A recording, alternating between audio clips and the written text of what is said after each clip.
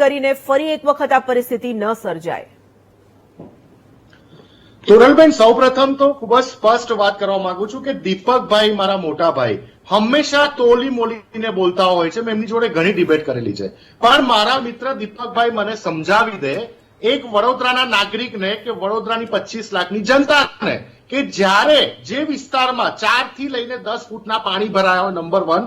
Number 2, એના કારણે electricity બંધ કરી દેવામાં આવતી હોય અથવા તો બંધ થઈ જતી હોય.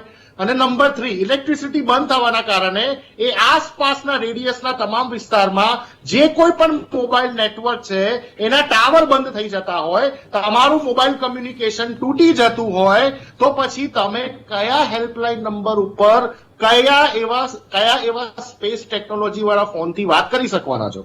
આ મને સ્પષ્ટ સમજાવી દો. બીજી વાત, તોરલબેન, હું જ્યારે હું આ 4 દિવસ 5 દિવસ ફસાયો તો મારે વીટીવી ને ઘણા બધા વિડીયો, ઘણી બધી માહિતી પહોંચાડવી હતી. હું વાઈફાઈ ઇન્ટરનેટની તો વાત જ નથી કરી રહ્યો. સામાન્ય મોબાઈલનું ઇન્ટરનેટ બંધ. બીજું, લોકો પોતાના સ્માર્ટફોન, તમે જાણો છો, એક દિવસથી વધારે કોઈ સ્માર્ટફોનની બેટરી નથી ચાલતી. પોતાના સ્માર્ટફોનની બેટરી બચાવવા માટે અડધો દિવસ પોતાનો ફોન સ્વિચ ઓફ રાખવો પડતો હતો લોકોને. પોતાના સ્વજનો જોડે, પોતાના જે મા બાપ હોય, કોઈ બીમાર હોય, એની સાથે કમ્યુનિકેશન ટોટલી ઠપ થઈ ગયેલું. તોરલબેન, તો કેવી રીતે અમારા જેવા વ્યક્તિઓએ કેવી રીતે આ હેલ્પલાઇન નંબર પર કોલ કર્યો? ત્રીજી વસ્તુ, તમારા સવાલનો જવાબ આપું તોરલબેન, તમે જે વાત કરી, અમને સામાન્ય શહેરો આપી દો કે જ્યાં સરસ મજાનો વરસાદ પડતો હોય, સરસ મજાના તળાવો ભરાતા હોય, સરસ મજાનું પાણી મળતું હોય, પણ એટલીસ્ટ આ સ્માર્ટ સિટીના નામે જે આ સ્માર્ટ અધિકારીઓ સ્માર્ટ પેપરનો ઉપયોગ કરીને, સ્માર્ટ ભ્રષ્ટાચાર કરીને સરકારી જમીનો ઉપર દબાણ કરી દે છે.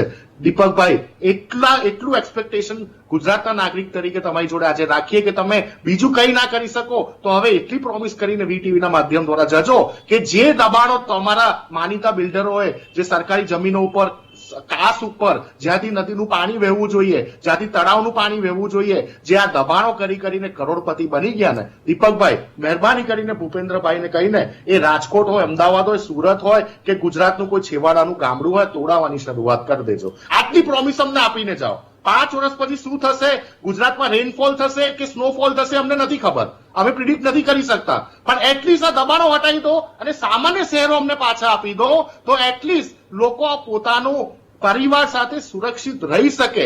કારણ કે રોડના ભૂવા, રોડના ખાડા, ઘણા બધા એવા ફેક્ટર્સ, રખડતા ઢોર. હવે આમ ઇન્સાન રોડ ઉપર તો કોઈ જગ્યાએ સુરક્ષિત નથી, પણ 5મા 7મામાં પણ રહેવા વાળો વ્યક્તિ પણ સુરક્ષિત નથી રહ્યો. અને સાથે સાથે જે જનાવરો, જેના આપેલા દૂધથી આપણા ઘરમાં ચા બનતી હોય, તોરલબેન, આજે એ અસંખ્ય જનાવરો વડોદરા અને રાજકોટ જેવા શહેરોમાં મૃત્યુ પામતા હોય. આપણી માટે આ શરમજનક વાત કહેવાય કે આપણે કયા ગ્લોબલ ગુજરાત અને કયા મોડેલ ગુજરાતની વાત કરી રહ્યા છે. દીપકભાઈ, મહેરબાની કરીને સાંભળી લઈએ. હા, હવે દીપકભાઈને પણ સાંભળી